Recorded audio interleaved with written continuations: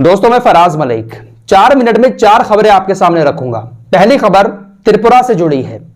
हाल फिलहाल में त्रिपुरा हिंदू मुस्लिम की हिंसा को लेकर काफी चर्चा में आया। लोगों ने यह बातें भी कही कि यह हिंसा इसलिए हो रही है क्योंकि वहां पर चुनाव आने वाला है। फिलहाल चुनाव से जुड़ी हुई खबर आपके सामने रखूंगा।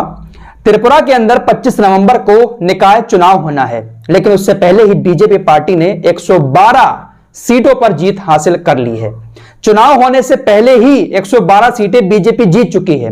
वो कैसे जीती आपको आगे बताऊंगा।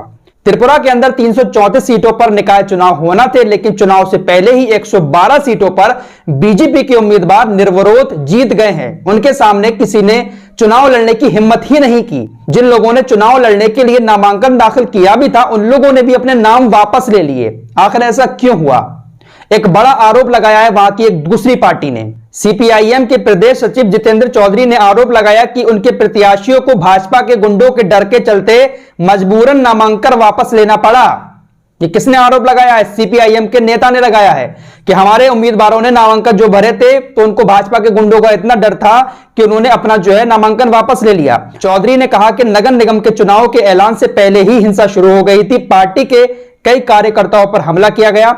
5 नगर परिषद और 2 नगर पंचायत में हमारे प्रत्याशी नामांकन नहीं भर पाए। मतलब खुला आरोप उन्होंने लगाया है बीजेपी के लोगों के ऊपर कि ये गुंडागिर्दी करके चुनाव जीतते हैं। हमारे उम्मीदवार डर की वजह से अपना नाम वापस ले रहे हैं, जिस वजह से 112 सीटों पर निर्विरोध बीजेपी के उम्मीदवार जीत गए हैं। चुनाव होने से पहले ही जीत गए। अब बची हैं 222 सीटें, जिसका चुनाव 25 नवंबर को होना है। जब इस तरह की खबर सामने आई तो लोग कहने लगे कि बीजेपी पार्टी वो नफरती लोगों को अपनी पार्टी में जगह देती है, ऐसे ही लोगों को पसंद करती है।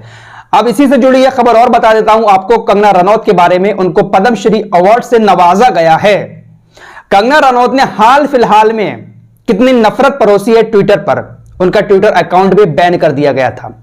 बड़े बड़े नफरती ट्वीट उन्होंने लोगों के लिए किए, विशेष समुदाय के लिए भी किए, कुछ लोगों के लिए भी किए।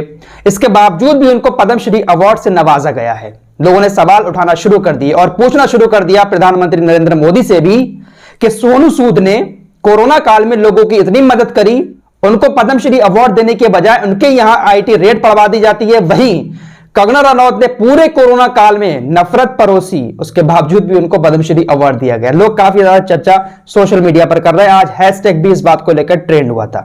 अगली खबर विराट कोहली से जुड़ी है। विराट कोहली की बेटी को अभी जब मैच हारे थे विराट कोहली, उसके बाद रेप की धमकी मिली थी। हमारा समाज कितना ज्यादा गंदा हो चुका है, इस बात से आप अंदाजा लगा सकते हैं कि विराट की नन्ही मुन्नी बच्ची को भी रेप की धमकियां मिलती हैं। किस लिए? क्योंकि वो मैच हार गए। फिलहाल जिसने धमकी दी थी सोशल मीडिया पर, उसको गिरफ्तार कर लिया गया है। हैदराबाद का ये रहने वाला था और ये कोई अनपढ़ जाहिल नहीं बल्कि एक सॉफ्टवेयर इंजीनियर है। इसको पढ़ा लिखा जाहिल बोल सकते हैं। एक सॉफ्टवेयर इंजीनियर, उसने रेप की धमकी दी विराट कोहली की बेटी को। उसको गिरफ्तार कर लिया गया है। इस शख्स का नाम राम नागेश है। मुंबई पुलिस इसको हैदराबाद से गिरफ्तार करके मुंबई लेकर आ रही है। अगली खबर भी मुंबई से ही है। मैंने आपको कल अंबानी की खबर दी थी कि एक टैक्सी ड्राइवर ने पुलिस को फोन करके बताया था कि कुछ लोगों ने, 2 लोगों ने अंबानी के घर का पता पूछा, जिसके बाद पुलिस ने अंबानी के घर की सिक्योरिटी बढ़ा दी गई। उसके बाद जिन लोगों ने पता पूछा था उनकी तलाश जारी कर दी। फिलहाल मुंबई पुलिस को वो लोग मिल गए हैं जिन्होंने टैक्सी ड्राइवर से मुकेश अंबानी के घर का पता पूछा था, और जो बात सोच रहे थे वही निकला। टूरिस्ट थे वो लोग और मुकेश अंबानी के घर देखना चाहते थे।